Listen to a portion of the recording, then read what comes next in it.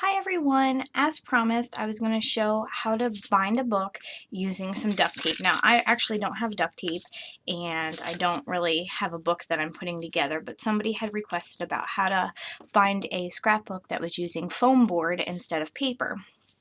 So what I was thinking was duct tape. Unfortunately, I don't have duct tape, but I have this roll of decorative tape that I got at Michael's. It's like an accent tape or something. And this is just some chipboard just to kind of show you what I was doing. Now, the gist of it is that you'll have your tape along the inside here. Now, I just used some electrical tape just so I didn't, ruin all my nice tape on just something that I wanted to demonstrate. But basically, you're just going to put your tape along the inside. So I went ahead and I did this already. And then this is just, I'm going to show you now how I did it. So this tape is actually, it got the little coating on the back so it doesn't stick. There we go. I'm just going to take that off. So what I did is I just kind of laid my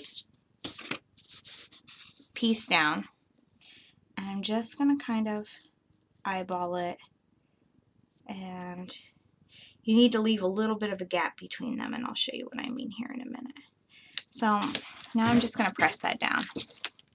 Okay, so then you're going to take your next piece, okay, and that's going to go over on this side. So you want to kind of fold it over. And this one will actually crease a little bit. And you're just going to line up your next piece on the inside. And then,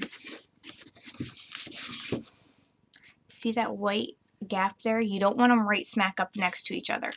That way, when you open it, it has room to lie flat. Okay? So this would be on the inside. And then, let's say you have your whole book together like that, all these bindings on the inside, taping your pages together. Now for the outside, you're just going to take it and you're going to go across the outside and just get it all in. So if your book is really big, I mean, you can overlap these and do a couple of these. This is obviously very small just for demonstration, but I actually bought this tape planning on doing a binding like that along the outside. So whenever I make that, I will be sure to post a video for that. And then I'll give you a little more understanding of what I mean.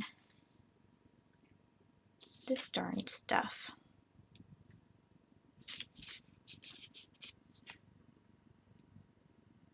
There we go. Alright.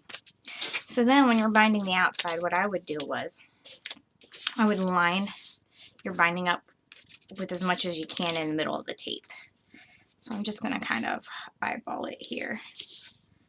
I do it this way so I can see head on. And I already pre-measured it, so that's why it's working out pretty good for me. So, not quite even, but that's okay.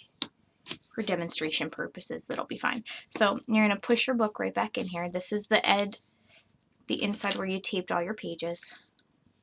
Right down the middle. And then you're just going to fold them over. And if you wanted to, you could do like another piece of board in the back, and you can kind of just glue all the insides to like a piece of chipboard and then put your tape over it if you want like a harder, firmer binding there. So then it would be something like this.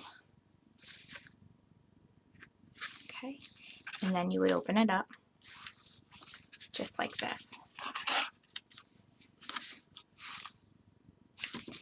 Alright, so that's how you would use tape to do a binding of something that's a little, more harder to bind, like that foam board. Those are so thick, it's very difficult to try to do a binding with. So I would get some nice duct tape, and now duct tape comes in so many different patterns. You could really do a lot They actually have a mustache one, and my son's birthday last year was mustache theme. And although I made him a scrapbook, I might have to redo one and do a little binding with the duct tape. But I hope you guys like this. I hope this was helpful, and thanks for checking it out. Bye.